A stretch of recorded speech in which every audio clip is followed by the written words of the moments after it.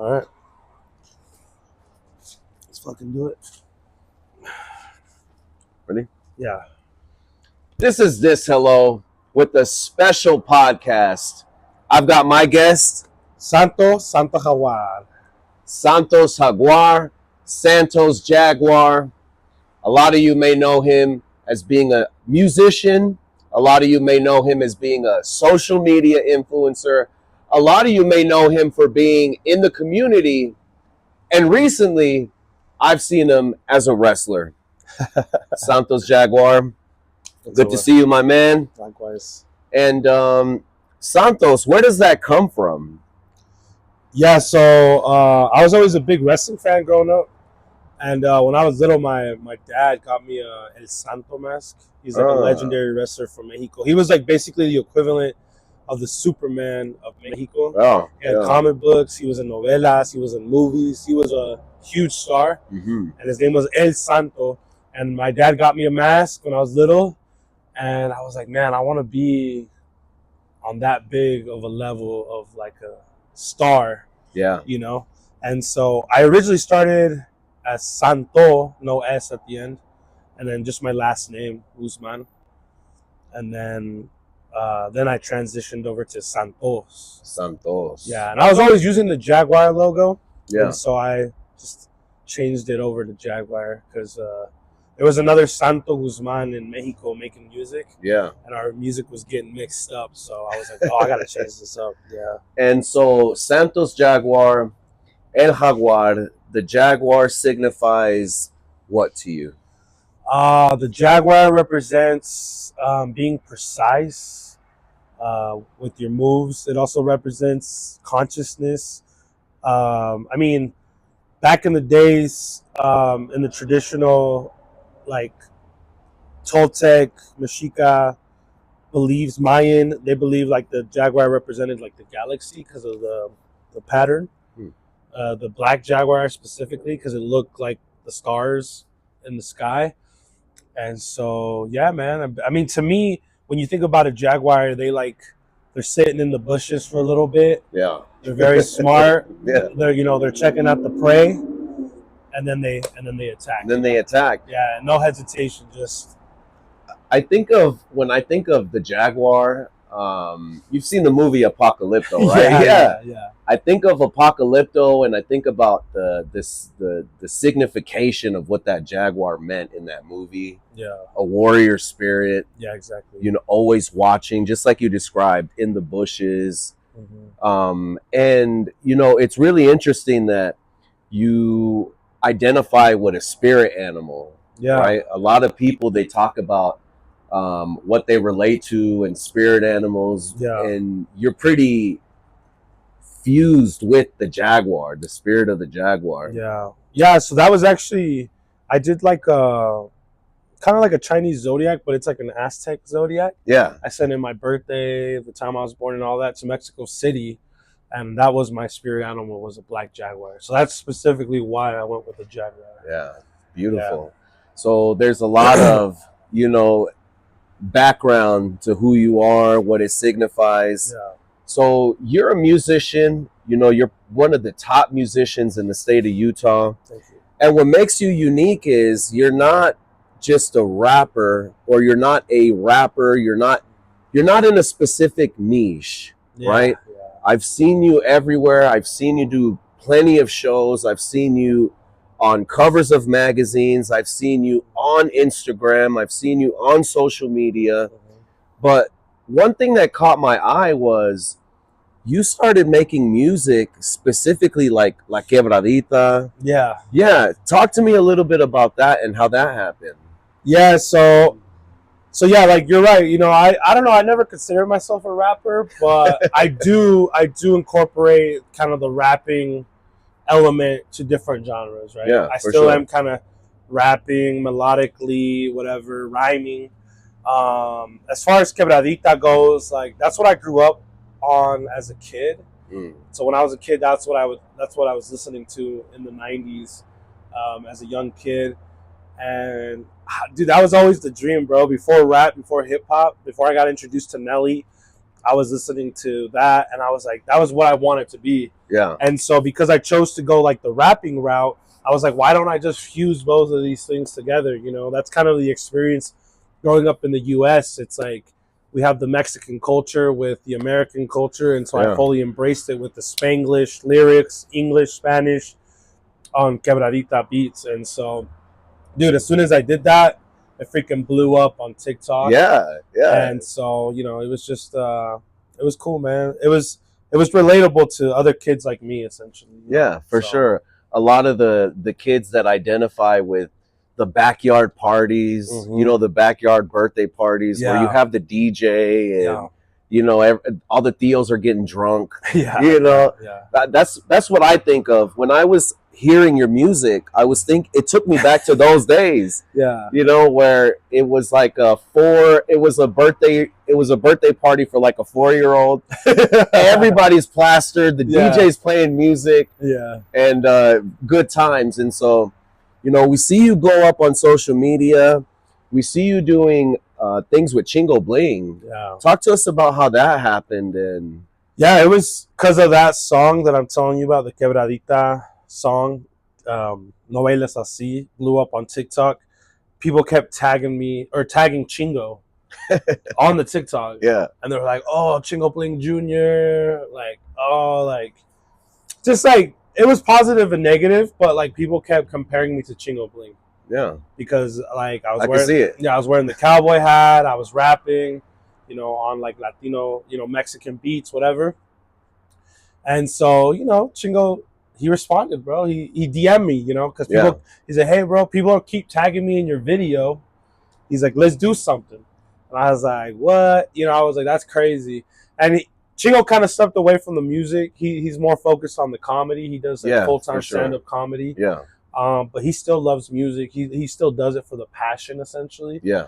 And yeah, bro, he was super cool, man. He was just about it. And it's funny because I remember in middle school, I would listen to his mixtapes because he would do a lot of remixes, kind of like Lil Wayne, but he was doing like Mexican remixes. Yeah. Oh, you remember that? Yeah. And I remember being on the bus and listening to his songs and being like, man, these are so fire. Because he would mix cumbia and he would be rapping on them. And I'm like, man, I want to do a song with Chingo Bling one day. Like, I remember saying that in middle school, high school. And then it just happened, bro, naturally. It took 10 years or whatever, but it happened, bro. And so, yeah, that's it. That was it, man. He just tagged me and he reached out, bro. It's crazy how that happened. So I want to talk to you a little bit about manifestation. Yeah. And what that means to you, because watching you from the outside, it seems like you have a plan already in place, and you've manifested a lot of the things that have happened to you in your life. Talk to me about how that works for you, and for somebody at home that wants to maybe research on how manifesting works. Yeah. How do you get that to work for you?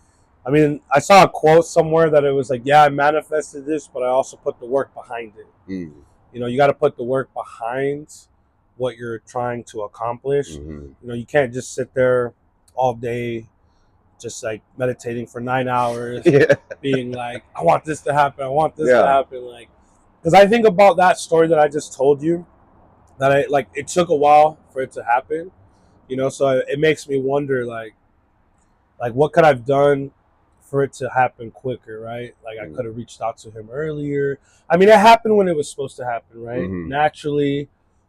And it happened naturally, bro. And so I think the biggest thing is, putting the intentions behind it, but man, you just gotta put that work in. Like that's it. Like you gotta already imagine like it's already yours. Like it's already like, I don't know, man. Like I like to pray in the mornings and just be thankful for what I have and just act like I already have whatever I want already. Right? Like I'm already speaking like as if I already have that thing that I want. Yeah. And so you visualize. Yeah, I visualize and I just say it out loud pretty much, yeah. So for the artist at home watching this, everybody has their process. Everyone has a process, how they create, how they make music, how they see the videos being made. Yeah. Talk to me a little bit about what your process is. I see the videos you put together especially the one with Chingo Bling right at the beginning where you're like, Jaguar, you know, and he's passing you the torch. Yeah. Talk to me about where those ideas come from and how you incorporate that with your process. Yeah, man. I think a lot of it is just like, what's the word? Improvising. Yeah, just improvising, knowing how to, like, in the moment. Like, we're filming the video. I think we had like an hour.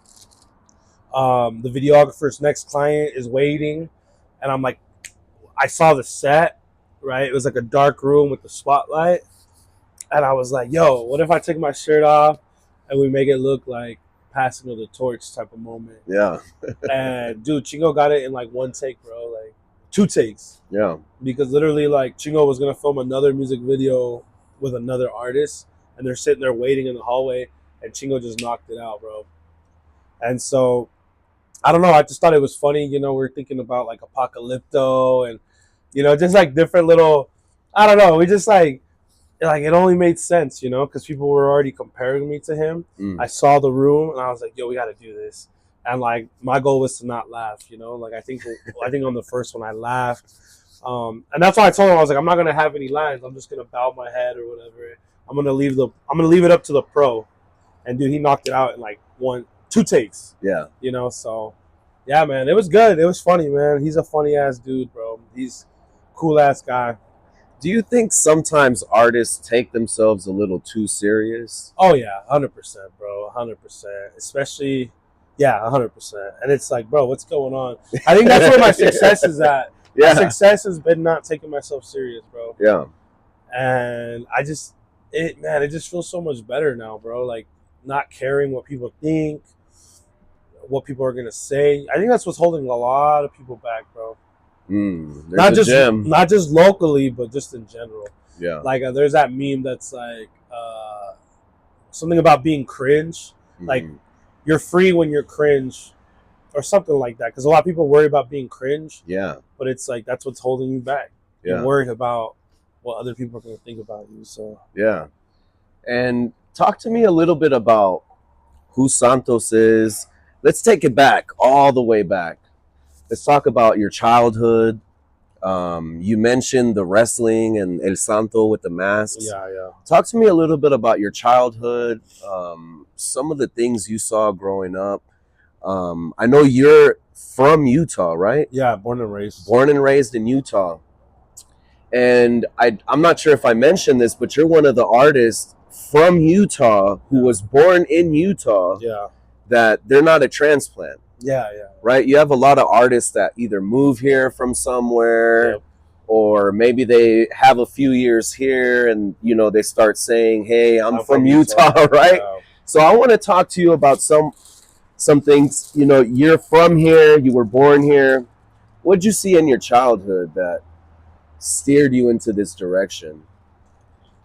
Man, the biggest thing, I always tell this story, shout out to my homie Anton.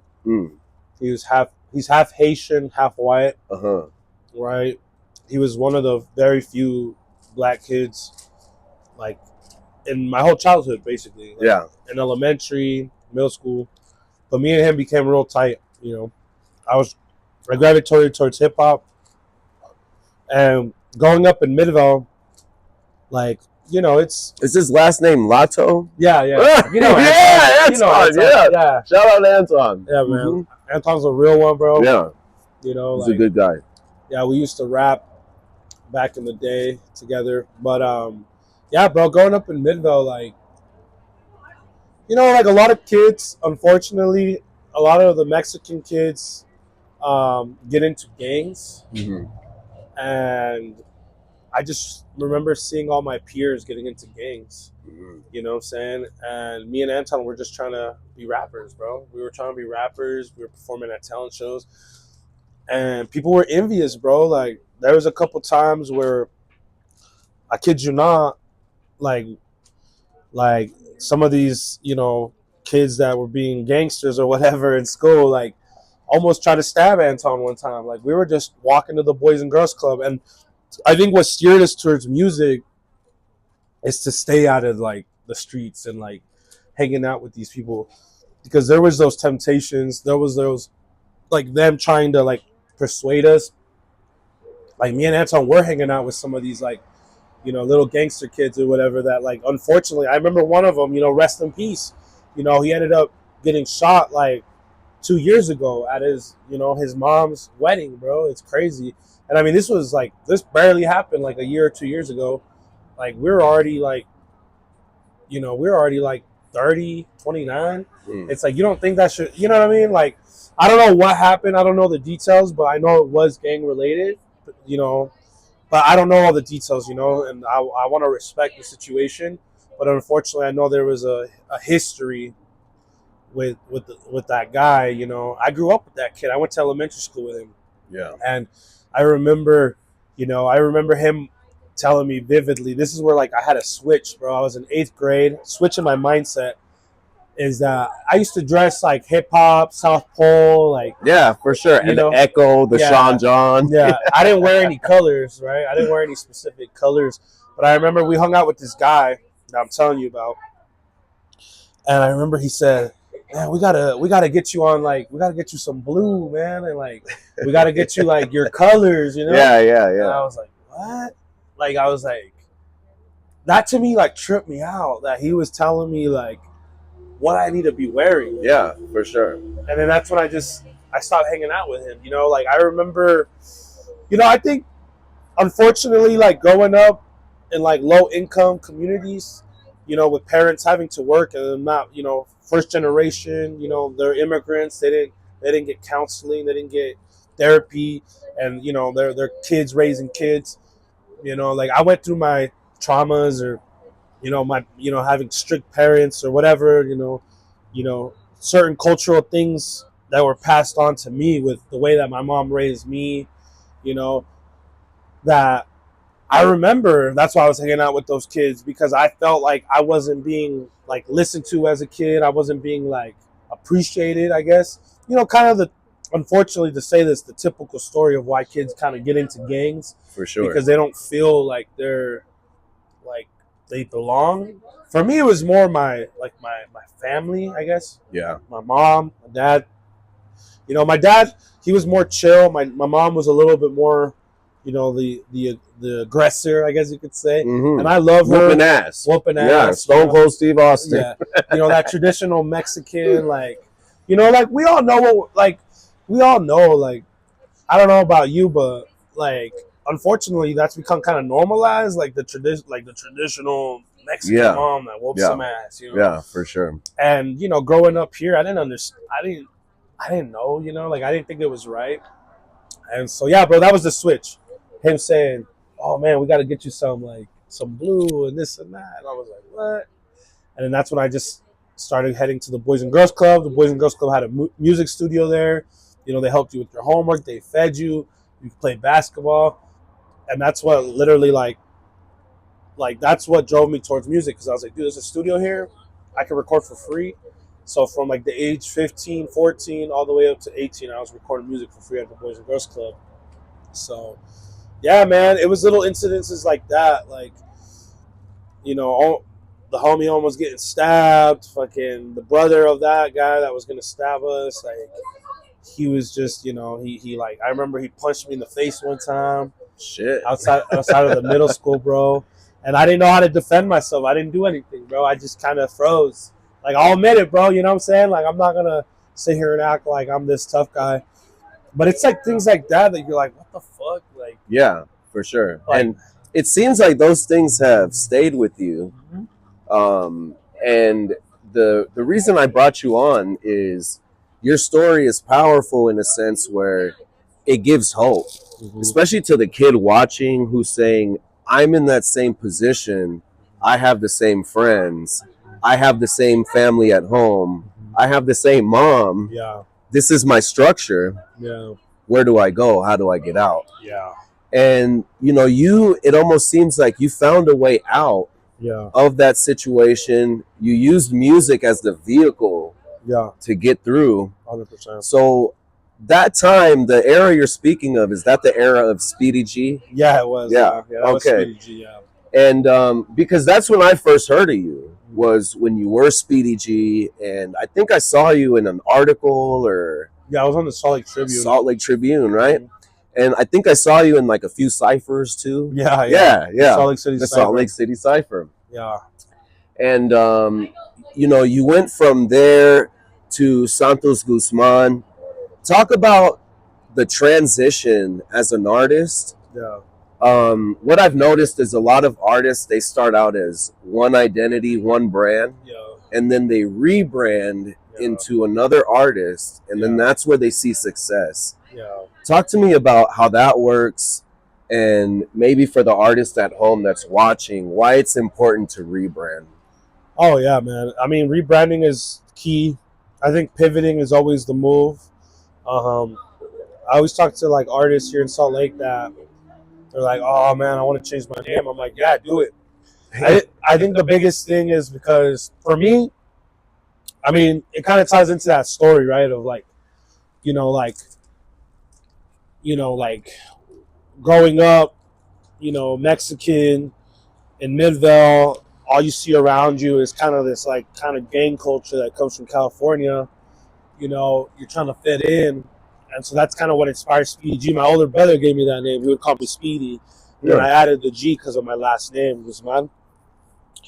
And yeah, bro, when I was going through all those situations and I was getting more involved with the Boys and Girls Club, and they were electing me for their Youth of the Year, and I'm over here speaking at their galas for like rich people to donate money, I started seeing like a bigger picture for me, instead of, trying to represent this like stereotype of like what a Mexican kid should look like, right? Which was like a cholo, or, to me, I always thought it's just hip hop culture. Mm-hmm. And I never wore colors, but that was the biggest inspiration of changing the rebranding, because people are so scared, bro, to rebrand, because it's like an identity thing, but it's like, bro, like, nah, like I realized, like, I was like, man, I'm not about that life. Like, that's not who I am. That's not what I want to represent. I want to break that chain. And so that was the biggest reason from changing the name from Speedy G to Santo Guzman. Yeah. Was because I was like, man, let me be more authentic to me. Yeah. Which was wrestling. And it's funny because in high school, like, I didn't really watch wrestling. I kind of stopped because I was like, oh, I'm getting too old to watch that. And it wasn't until I got into college that I was like, man, who gives a fuck? Like, I'm going to just watch it, bro. Like, I don't give a shit what anyone thinks if I watch it. And to this day, like, I don't give a shit, Like, I don't care. People always like to talk smack on wrestling, but I'm like, dude, I don't care, honestly. Like, I love it. And I'm embracing it, and I've met so many cool people that love it as well, and I'm passionate about it. I can talk about wrestling like for hours, bro. Yeah. But yeah, man, that's the biggest thing. It's just being authentic to you and what you want to represent and where you want to head towards, Yeah. And obviously, you want to, and market, as a marketing side of it, you also want something that like no one else has. No one else had Santos Jaguar, and so that's why we, went that way. And you talked a little bit about wrestling. In my opinion, the WWF Attitude Era was always the best, era of wrestling. Today's wrestling, it's not as impactful as it was before. Yeah. I remember, Stone Cold Steve Austin, The Rock, the Hardy Boys, Eddie Guerrero, Chris Benoit. Yeah. All these characters, and that's what made wrestling cool. Yeah, was seeing those characters and how they interacted with each other, the storylines. Yeah. So tell me a little bit about. We talked about you changing and having that evolution from the Boys and Girls Club Studios to changing over to Santos Jaguar. You're at the Latin Grammys now. On your journey, did you ever think that, this would be hard? Did you ever have days where they were hard? Did you ever have days where maybe even you wanted to quit? Oh, 100%, bro. There was once, the first time I ever felt like quitting, it was actually 10 years ago. That's crazy to even say that. It was like 2016, 2017, a little less than 10 years. I went out to perform, I think for the first time in San Jose, California. I did some networking on Instagram, started connecting with some folks out there, some DJs that are doing cumbia out there, what I'm saying? And I go out there, bro. And this story is one of the reasons why I don't drink or smoke anymore, it took me some while to quit after that. But I remember I got so faded, bro. Like I was cross faded in San Jose. I have family over there. Yeah. They pulled up. They're like, "Yo, hit this joint. Yo, let me buy you a shot." This was right before I was supposed to perform. Oh man, like that performance was probably my worst performance that I've ever had because I was just so faded, bro. That like I don't even think I was hitting the words. Like I was like black. Like I don't say I was blacked out, but I was just like, whoa, everything was just, you know what I'm saying? I was in another dimension. Yeah. And I think I'm like singing my song, but like I wasn't, you know. And I remember vividly the crowd, bro, and they're just like standing there, like, yo, what's going on, bro? That feeling, oh, and that wasn't even the worst part. The DJ that brought me out, and we're cool, and I'm actually gonna be bringing him out to Salt Lake City, March 13th. Funny enough, we're gonna bring him out to the. What's his name? Turbo Sonidero. We're bringing him to the green room in Salt Lake City. Nice. Friday the 13th. He's going to be doing a cumbia vinyl set. Nice. That's been a long thing in the making. But he was faded too. And I remember what he told me. He said, if you were my homie and I didn't think you were cool, like we're not actually friends, he's like, dude, I would never book you again. And Damn. And bro, I kid you not, like he's faded, I'm faded, like, and we're sitting in the back patio hanging out with all the folks. You know, people are smoking, drinking in the back patio, you know, of the bar, and I'm just sitting there like feeling like I'm about to cry, dog. And like I'm like, that was the first time ever in all these years. Oh, like, damn, bro, maybe I should quit. You know, like maybe I need to stop doing this. You know? And I've never felt that before. You know, it's crazy that you bring that up because it seems like a lot of artists before they perform, they actually do that. Yeah. They, you know, they're either drinking a half a bottle, they're either smoking as much as they can. And I think it's to maybe like calm the nerves. That's what they say. That's what they say. That's what they always say. You just gave the dark side of what happens when you do that. Oh, yeah. And so that's what put you on your journey of sobriety. Yeah, years later, yeah.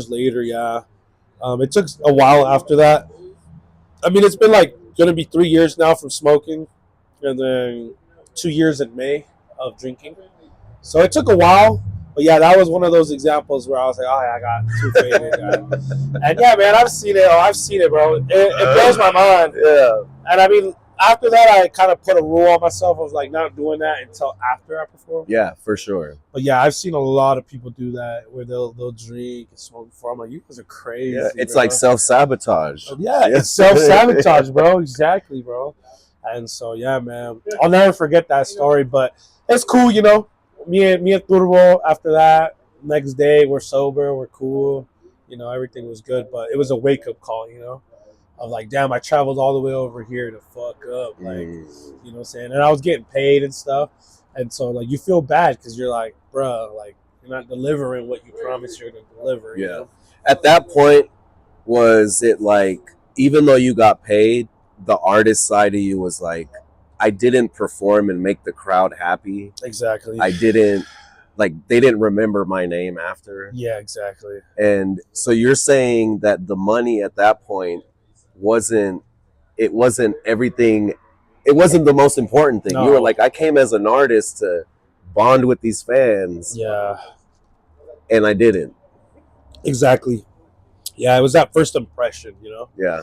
And so luckily I was able to go back, I think a time after that, and I think I made up for it. Yeah. Yeah, they gave me another opportunity.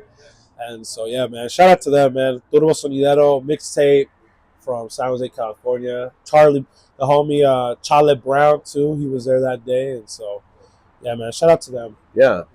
Talk to me about Vibras del Lago. Mm-hmm.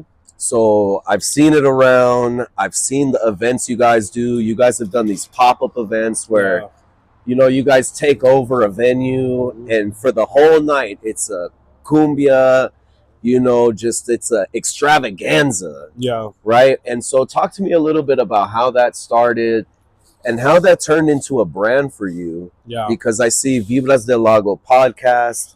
I see Vibras del Lago parties. Yeah. I see Vibras del Lago events.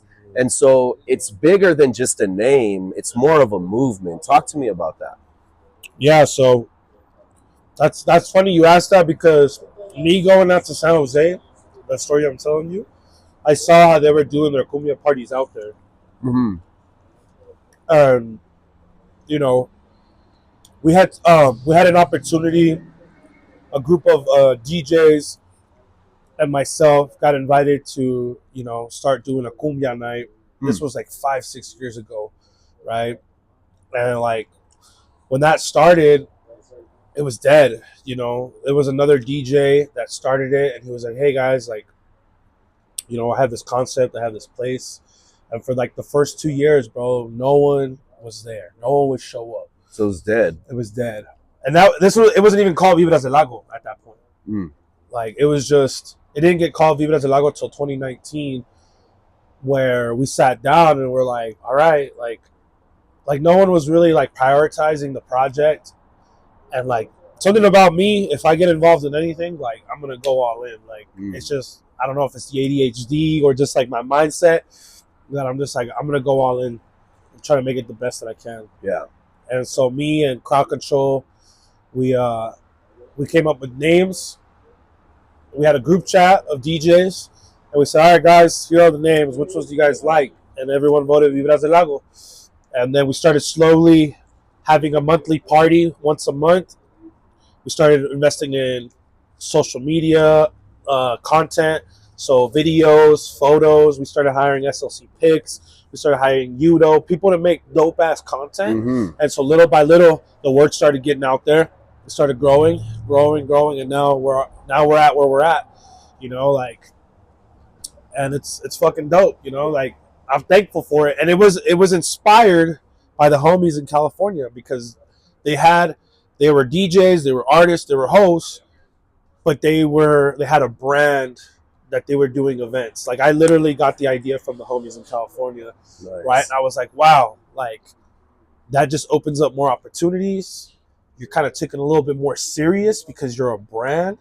You're not just this like artist on the come up. You're not just this DJ. You're like a group. Yeah. And I'm thankful for the homies that are in there, man. Like they come with it. They're about it. They're sharp. Like we're about it, man. So it's been dope, man, to be able to create community in the city. People. That's the part that makes me the happiest is that people are like, yo, like cumbia in downtown Salt Lake on Main Street where all the bars are at. Like they're playing music that we grew up listening to. Like that's fucking sick. And I'm like, yeah, that's what it's about for me. Yeah. Is to be able to do that. So yeah, man, it's fucking dope. So we want to, man. I mean, for the future, it's like I want to go on tour with Vibras del Lago. Like we want to take that pop up and go anywhere in the world, in the country. It'd be dope, man. So yeah.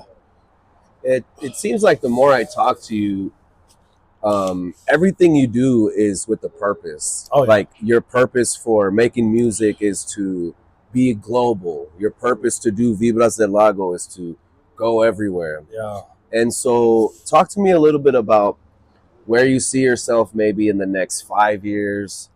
Most artists, they kind of just wing it. Yeah. They wake up one day and they say, hey, I don't know what I'm going to do today, but and for you, it seems like you have a plan. You have your Spotify, your YouTube, you have your listeners, you have your base. Yeah. Where do you see yourself 5 years from now? I mean, I've seen other people do it where they like get a deal with like a Live Nation. Mm-hmm. And I would love to take the Vibras del Lago concept and be able to take it on tour nationwide. And me being an artist, doing the genre that we're promoting in the party, because I've already been doing it here locally, is I perform at the party, right? So we're able to bring more value. We're able to bring songs that people know to dance to, but I'm also able to perform, right? Like I created my own platform with a team to be able to perform at. So that would be the goal in the next 5 years, is to definitely start touring more out of state. And yeah, man, long term though, probably more than 5 years, it'd be dope to have an actual venue, like to own the actual venue to do events. You know, that's the long term. But yeah, man, that's. I would love to tour, bro. Like I know Japan has a very small cumbia scene randomly. Oh, I didn't know that. Yeah, like random. Like it's probably very very small, but like they love Mexican culture. They love cumbia. I saw they had like a Lowriders. lowrider, Yeah, yeah, it's like that. a lowrider culture there. Yeah, it's that. So that those same people, like they incorporated the cumbia in there, Mhm. and so it's like, dude, like my homie Turbo Sonidero, man, like he's going to Germany in April. You know, like he's gone to Europe a few times to do these very small niche cumbia parties, bro. And you're like, what the fuck? Like, you know, like to them it's like so grand because they don't have it over there. It's not available. Yeah. So like you're like a fucking superstar over there, you know? So I think that's the move, bro, is going to fucking Japan and Europe, fucking Spain, like places where you're like, what, you know? Like I've never like no me llama la atención going to Spain. Like there's nothing about Spain that I'm like, oh, I want to go there. Yeah. But if I could go there for music, like fuck, dude, that'd be sick. Yeah. And you know what I just noticed is, and this is crazy because there's this motto, this slogan that you have to get out of your backyard, Yeah. or you have to leave your city, Yeah. to be the artist that you know you are, to be this global superstar. Yeah. It almost seems like you've embraced that. You've embraced saying, hey, Salt Lake City, I've given you everything I have. Now it's time for me to take this to other places. That's the goal, man. That's the goal. So, yeah. I know in 2024, not in 2025, I didn't travel as much. In 2024, I was traveling, just me by myself. There's been a few times where I've been able to take some of the homies from Vibras del Lago. But yeah, man, that's the goal, you know, to get back on the traveling. So, you know, it takes a team. It takes a team. Yeah, for sure. So let's take it back to your childhood. Random question. What happened? When you would see your mom come and you knew you were in trouble, what were you more scared of? Was it the chancla, or was it something else? Maybe she had like a hanger. Or... Bro, she never really, I don't think she ever used the chancla. Or sometimes she would actually randomly. She's thrown the chancla a few times. But there was one time she got the freaking, what's it called, bro? The fly swatter. Oh, damn. But she used the wire side because it was one of the wire ones. Oh, shit. Ones. You know what I'm talking about? Yeah. So the plastic was the actual swatter side, and then the handle was like a gray wire. Yeah. I remember she flipped it and used that one time, and I was like, "Oh shit!" Damn. She got me a couple times right there in the back thigh. But yeah, it was that. It was the fly swatter. Yeah. So, you know, we've gone over your life. We've talked about your music. We've talked about your journey. Yeah. We've talked about, you know, what you want to do in the future. I did want to ask you about, because one thing I noticed about you is you're really good at staying out of politics. Yeah. And I think a lot of artists, what they do is they cling on to things at the moment that can get them more views, more clicks, more streams. Yeah. What I love about you and your brand is you seem to not voice things more than they should be. Yeah, yeah. Because you're always advocating for Latinos. Yeah. You're always advocating for, you know, how people are treated. Yeah. You know, you're more on a showing love tip. I did want to ask you, you know, what you think about this whole ICE situation with immigrants, specifically Mexicans, right? Talk to me a little bit about how you feel and what you see in the country going on right now. Yeah, man. I think it's a very complicated situation, unfortunately. I mean, to cut to the chase, I mean, you know, I don't support, you know, I'm against ICE, but I'm against, you know, like what's going on right now, essentially. But it's such a complex thing that and that's what I wish more people would like have conversations about is that, and I've seen people online try to, be like, hey, like, yeah, it's not right what happened, but like we should still have some sort of, better way for things to, funnel through as far as like the immigration process and, applying for citizenship and all these things. Because it's like people like to be like, oh, we'll just do it the right way, but it's like such a complicated way. It could take up to 20 years to become a citizen. And so ultimately, I just feel like, I mean, me being in, how do I say this? Me being aware and practicing, I guess, like my indigenous roots culturally, I understand that the history of this continent and how this continent came about. And I think that's something that, like, like the majority needs to accept. People don't want to accept it because if they accept it, they're giving away their power, which is how this country came about, right? So I believe that it's like, man, it's such a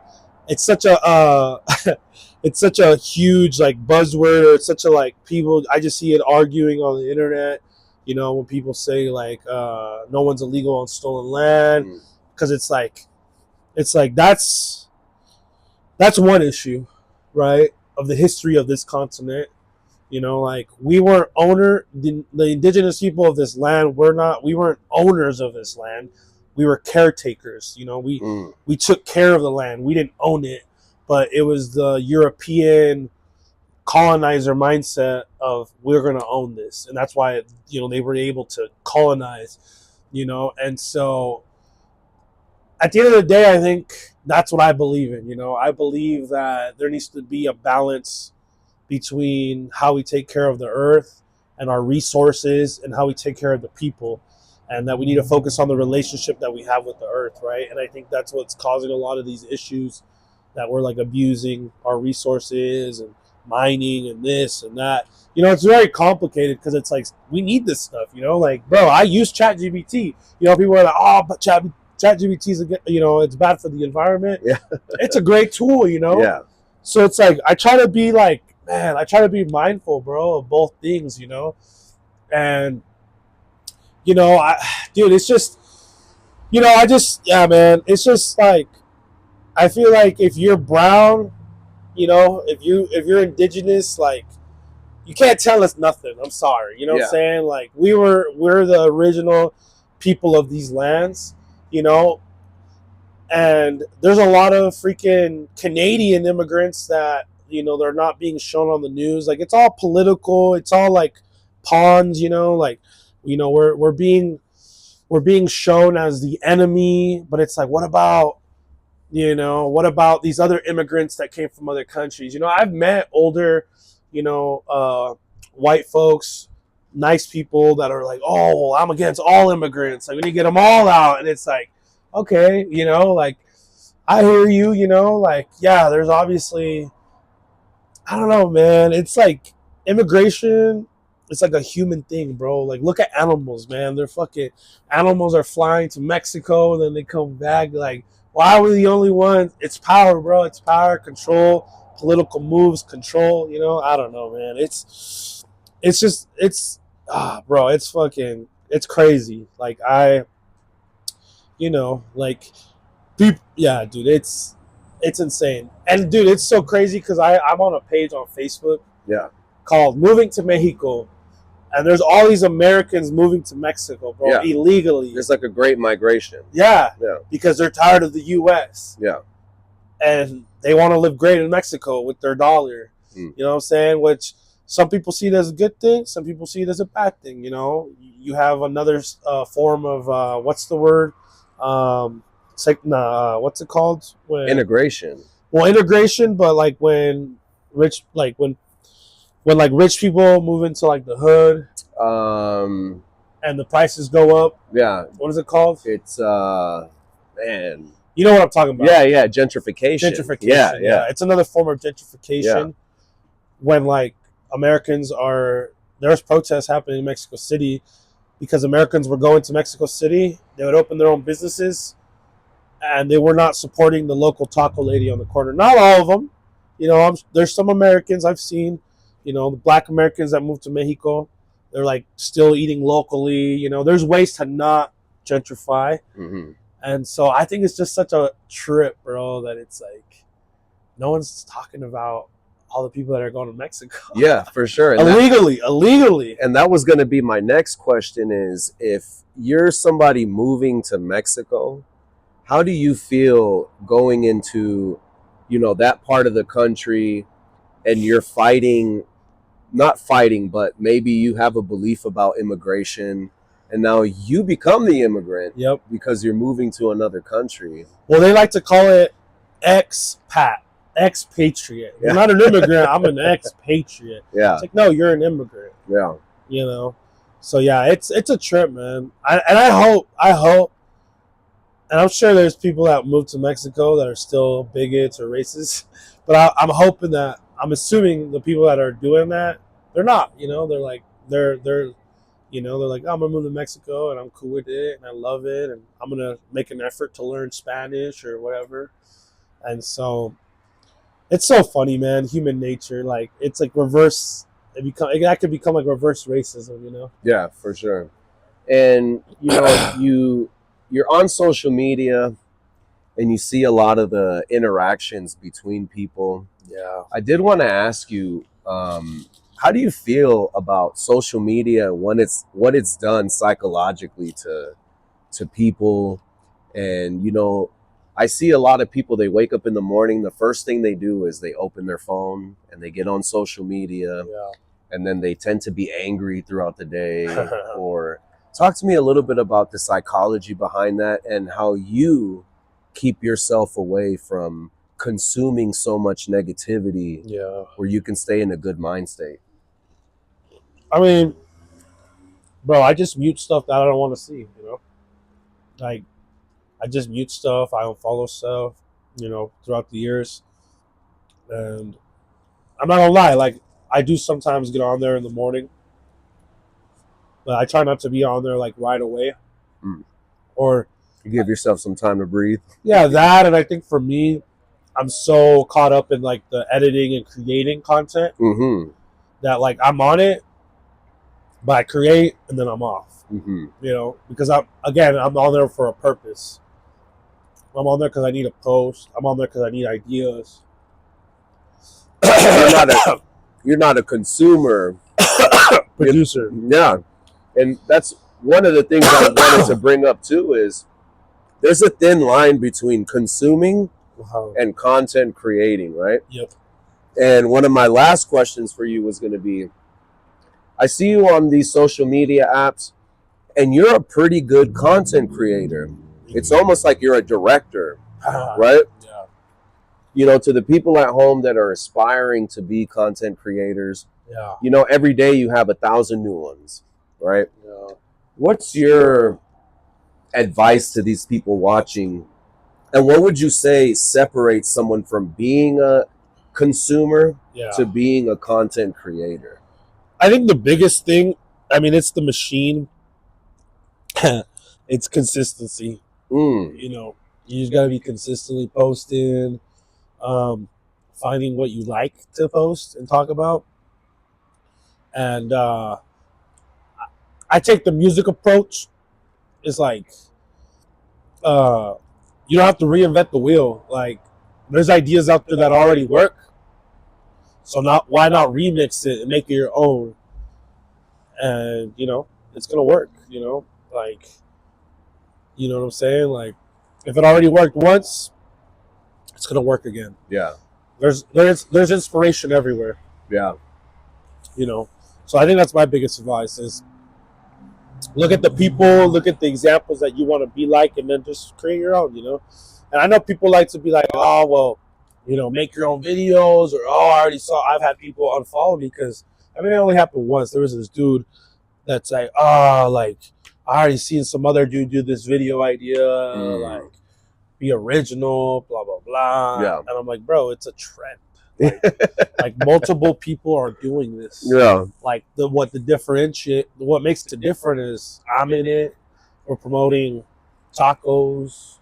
You know, the older Mexican guys in it, and it's like that no longer is that other video because we just changed it up. Yeah, You for know? sure. And so, yeah, man, it's like, yeah, bro. So, I mean, to each their own, but that's my advice. Yeah. Cool. And my last question for you is, Santos, will we ever see you in a wrestling ring? Bro, I would love to get in the wrestling ring again. Yeah, I would love to. Why not? Yeah, it'd be dope. And would you be Santos Jaguar? Yeah, I would just keep the same. Yeah, I've had people tell me like, bro, you should like wear a mask or something like for your branding, you know. And I was like, yeah, that'd be cool, but I don't know. But yeah, I would love to, bro. Like, one of my dreams would be to be in the WWE, you know, like as a Nice. guest, like in a guest match, because you see all these people doing it now. Bad Yeah. Bunny, Travis Scott. Like, that was always my dream. Yeah. And after I saw Bad Bunny, fucking Jelly Roll, I'm like, bro, I want to be like that. They're Yeah. musicians, but they're still able to tap into that Yeah. childhood dream. To cross brand. Cross And get in brand, there. yep. And what a lot of people don't know is, even if you're coming in to be part of the WWE as a guest, Yeah. you still have to train. Oh, 100%. You still have to be in shape. Oh, yeah. Yeah. 100%. If not, you're going to fucking hurt yourself even more. Because you're going to hurt yourself regardless, but yes, you got to prepare. You got to learn how to land and all that stuff. Yeah, I was seeing Logan Paul. Yeah. Him in his preparation to be in the WWE. Yeah. All the things he had to go through. He literally went through a training camp. Yep. Which took like a year 100%. or something around there. Yep. And so to the viewers at home, if you're planning on getting in the ring, whether it's boxing, wrestling, MMA, make sure you go through your training camp Yeah. and you're ready for that. Yeah. 100%. So Santos, it's been a pleasure, man. Thank you. Hope we can get you again on this show. For sure. You've dropped a lot of gems. You know, your story is impactful. And this is not even the halfway point of your career, your life. So we're excited to see it. Thank you. Thank you for coming on here. And this is This Hello with another episode, another interview, Santos Jaguar. Dope. Oh, yeah. Watch it not be recording. Please tell me it's recording.